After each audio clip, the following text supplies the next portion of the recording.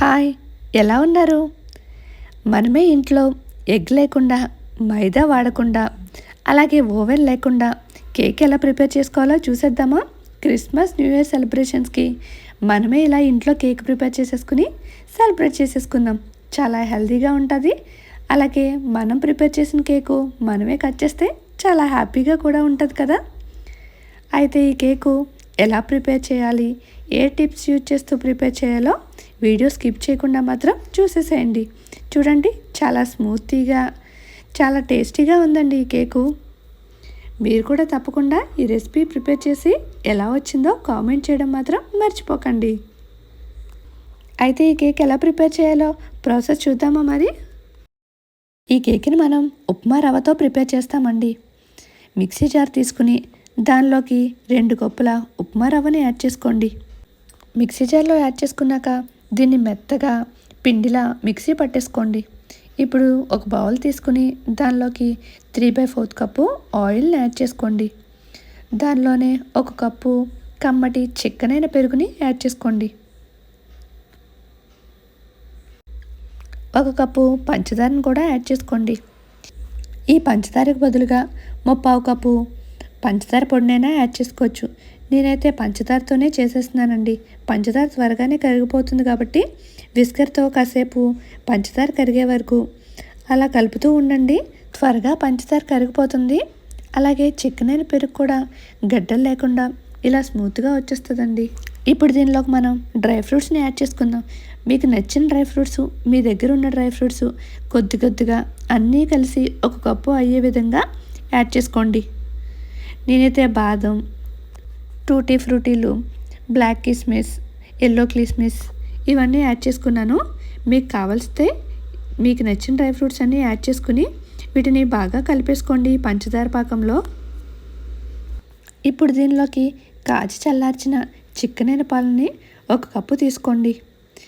మనం తీసుకున్న ఇంగ్రీడియంట్స్ అన్నీ 1 కప్పుతోటి మెజర్ చేసి తీసుకుంటే ఈ కేకు చాలా పర్ఫెక్ట్గా వస్తుందండి. ఇవన్నీ బాగా కలిసే వరకు కలిపేసుకుని మనం ముందుగా మిక్సీ జార్లో బొంబాయి రవ్వని మిక్సీ పట్టించుకున్నాం కదా, దానిని కూడా ఈ మిశ్రమంలోకి యాడ్ చేసేసుకోండి. వీటన్నిటిని బాగా కలిసే వరకు విస్కర్తో బాగా కలిపేసండి. ఎక్కడా ఉండలు లేకుండా మొత్తం అంతా కలిసే వరకు బాగా కలుపుకోవాలండి. ఉండలుగా ఉండిపోతే మనకి కేక్ అస్సలు బాగా రాదు. ఉండలు లేకుండా విస్కర్తో కలుపుకుంటే మాత్రం ఉండలు లేకుండా బాగా స్మూత్గా వచ్చేస్తుందండి. 1 table spoon baking powder add చేసుకోండి. అలాగే కొద్దిగా వంట సోడా, 1 టేబుల్ స్పూన్ వెనిగర్ కూడా యాడ్ చేసుకోండి. వీటన్నిటిని బాగా కలిసే విధంగా కలుపుకోవాలి. ఈ పిండిని కట్ అండ్ ఫోల్డ్ మెథడ్లో ఇలా కాస్త ఎక్కువసేపు మదాయిస్తూ కలుపుకోవాలండి. అలాగే దీనిలోకి కొద్దిగా సాల్ట్ యాడ్ చేసుకోండి. ఈ పిండినంతా అలా కట్ అండ్ ఫోల్డ్ మెథడ్లో కాసేపు అలా కలిపేసుకోండి. కాసేపు అలా కలుపుకున్న తర్వాత మూత పెట్టేసి ఒక 1/2 అవర్ పాటు ఈ పిండిని బాగా నాననివ్వండి. ఈలోపు మనం కేక్ గిన్నెని రెడీ చేసుకుందాము. దీనిలోకి కొద్దిగా ఆయిల్ యాడ్ చేసుకుని గిన్నెంతా స్ప్రెడ్ చేసేసుకోండి. మనం కేక్ వేసేటప్పుడు ఎప్పుడైనా సరే అల్యూమినియం గిన్నెలో వేస్తేనే కేకు చాలా బాగా వస్తుందండి, మాడిపోకుండా. ఈ టిప్ మాత్రం పాటిస్తూ అల్యూమినియం బౌల్లోనే వేయండి. కొద్దిగా మైదా యాడ్ చేసుకుని ఈ గిన్నెంతా అయ్యే వరకు స్ప్రెడ్ చేసుకోండి. ఇప్పుడు మనం 1/2 అవర్ తర్వాత ప్రిపేర్ చేసి ఉంచుకున్న కేక్ బ్యాటర్ని తీయండి.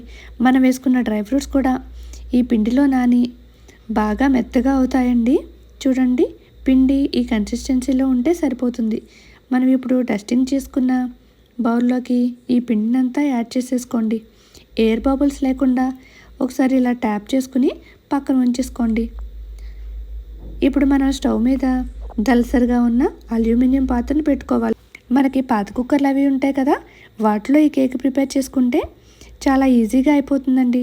ఒక 10 మినిట్స్ ముందు అల్యూమినియం పాత్రని బాగా హీట్ చేసుకుని మనం ప్రిపేర్ చేసి ఉంచుకున్నాం కదా కేక్ బ్యాటర్ని, ఆ గిన్నెని ఆ పాత్రలో పెట్టేసుకుని మూత పెట్టేసుకోండి. ఇప్పుడు మంటని మీడియం ఫ్లేమ్లో పెట్టేసుకుని ఉంచేసుకోవాలి. ఒక 40 మినిట్స్ తర్వాత చూడండి, మనకు కేకు పైన కూడా రెడ్గా వచ్చేసి బాగా బేక్ అయిందండి.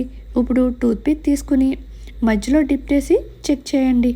టూత్పిక్కి ఏమీ అంటుకోకుండా డ్రైగా వచ్చేస్తే మనకు కేక్ పర్ఫెక్ట్గా రెడీ అయిపోయినట్టే. అప్పుడు ఈ బౌల్ నుంచి ఈ కేక్ గిన్నెని సెపరేట్ చేసేసి బాగా చల్లారే వరకు పక్కన ఉంచేసుకోవాలి. బాగా చల్లారిన తర్వాతనే కేక్ని డిమోల్డ్ చేయాలండి.